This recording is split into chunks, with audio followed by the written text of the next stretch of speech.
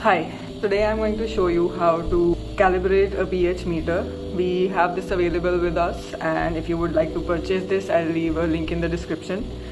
The pH meter comes with a set of instructions which is very important for you to read in order to understand how the calibration works. I will be making this video to basically explain that whole process so that it's easier for you to follow in case the instructions are a little difficult. And it comes with 3 buffer solutions with which we will calibrate it. So if you purchase this meter, please ensure that the correct buffer powders are purchased for the same every time you want to calibrate it. This is the pH meter. It has an on and off button. Simple daily use, all you have to do is press this button. The calibration button is only used when you have to calibrate the device. Please do not touch it if you are using it in your daily routine. Otherwise, there will be an error in the calibration. Then there is a very sensitive bulb. This is where the main issue lies with the pH meter when it gets spoiled. Do not drop it, otherwise the bulb will either break or the meter will get set off. As a result, your whole calibration will be thrown off and there's a possibility that it will not get recalibrated. So take care of the meter. It's a very sensitive device. Do not drop it. Do not keep it in a place where it be kept among other devices and it will be moved around a lot and it will hit a lot with other things. So that can also set it off. Let's calibrate the device. You need a weighing scale if you don't have a beaker, and you need a thermometer. So because calibration is a very specific process, like you can read over here, pH 4 at 25 degrees Celsius in a 250 ml solution. So basically you will have to have these conditions fulfilled in order to calibrate the device properly. So we will use this powder in a 25 degrees Celsius of distilled water. That's what the instructions say. So please make sure that you do purchase distilled water. It will be easily available with a chemist. So get a distilled water at 25 degrees Celsius and 250 ml of water. We will first start with the 6.86, which will calibrate it to the midpoint. So we take a beaker to measure the 250 ml of distilled water.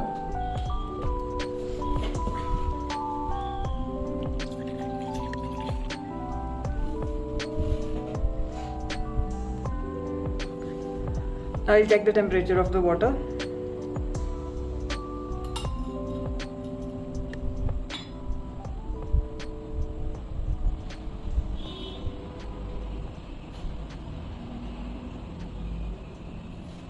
Because this is more than 25, now we'll have to allow it to cool down a little bit before mixing the salt.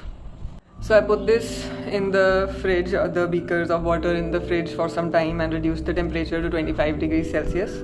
We will mix the buffer solution into it.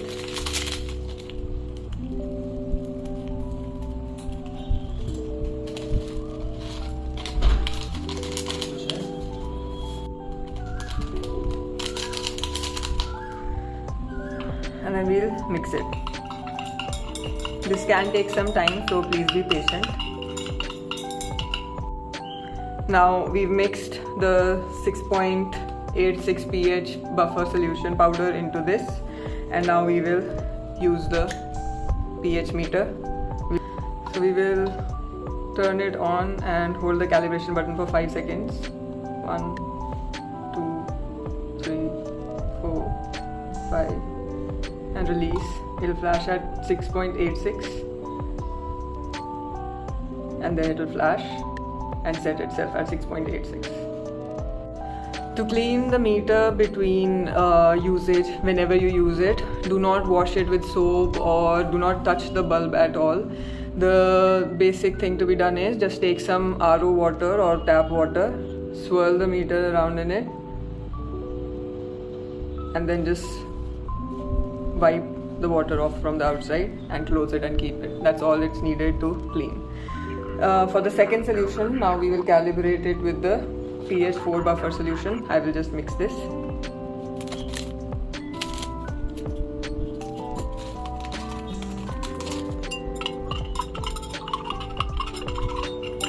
Make sure that the entire salt is dissolved. So once the salt is fully dissolved for the buffer solution, we will take the pH meter, turn it on and hold down the calibration button for 5 seconds inside the solution again. 1, 2, 3, 4, 5. You come to 6.86, press it once more and it reaches 4. We'll hold it within the water and the meter will start blinking.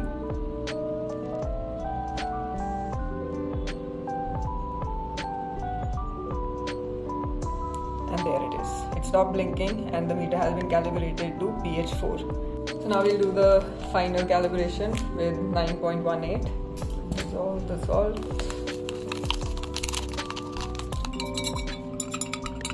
Again, the same process, slightly different. And the end, you turn the meter on, hold it down for 5 seconds inside the solution. 1, 2, 3, 4, 5.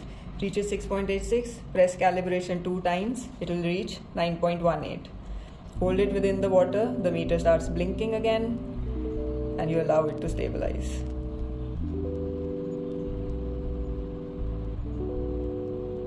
There you have it. You clean it,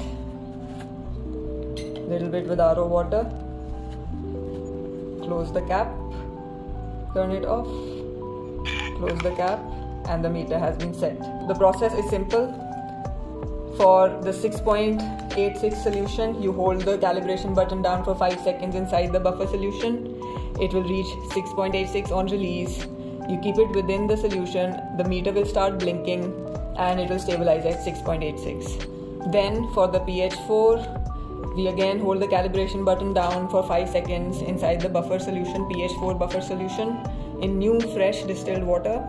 And then you hold it down for 5 seconds, the calibration button, it will reach 6.86 on release. Then you press it once and it will stabilize at 4 after blinking. Then you have pH 9.18, same process where you press the calibration button down for 5 seconds in the pH 9.18 buffer solution. You release after 5 seconds, it will reach 6.86, and then you press 2 times quickly and it will stabilize at 9.18 after blinking. So that's the process of calibrating your meter. You can then check the pH of whatever evident solution you are familiar with. So I am going to do it for our RO water. This has a TDS of about 72.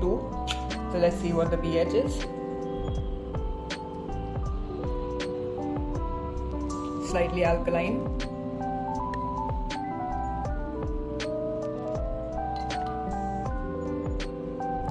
To note the pH, you will have to hold the pH meter inside the particular solution for at least 30 seconds to get a stable reading.